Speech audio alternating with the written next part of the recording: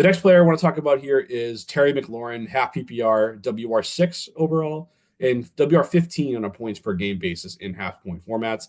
Honestly, this one feels a little bit unfair because we've been saying for years in Dynasty that all Terry needs to really cook is a QB upgrade.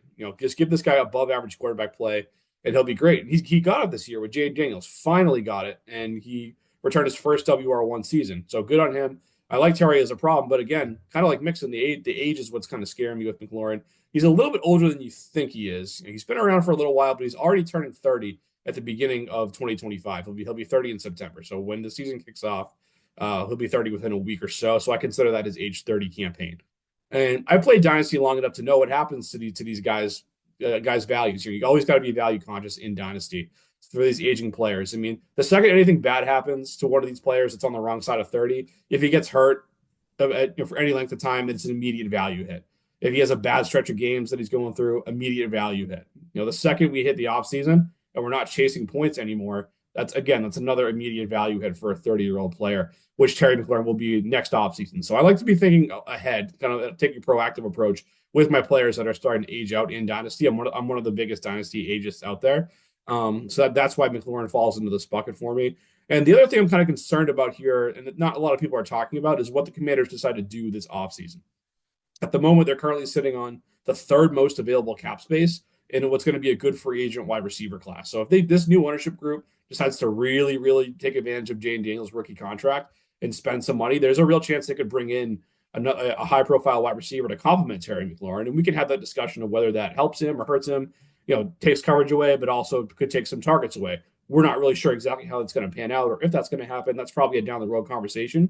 It's just something that I have in the back of my head where, McLaurin finally has the quarterback play, but he's also had the wide receiver room to himself for the majority of his career in Washington. And I'm not sure that's going to continue to be the case if Washington really decides to spend that money. But again, like this player a lot, definitely not pivoting away from him for nothing.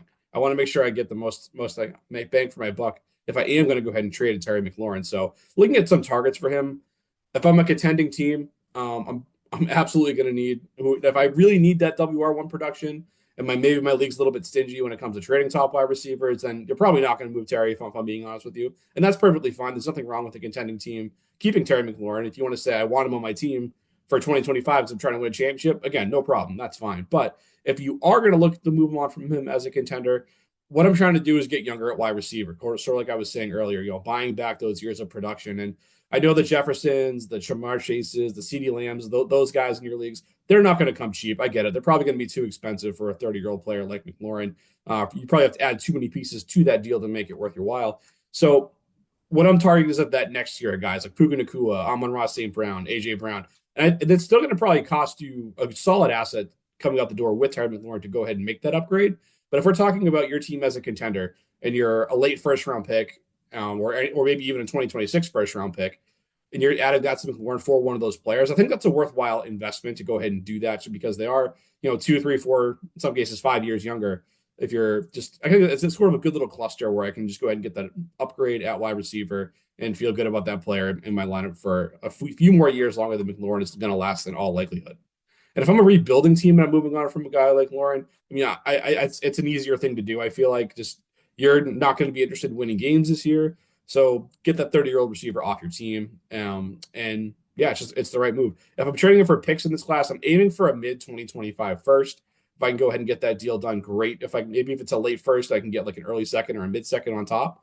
I might consider that move a little bit closer to the draft as well. But I'm really trying to get a mid-first round pick for Terry if I'm moving on in a rebuild situation.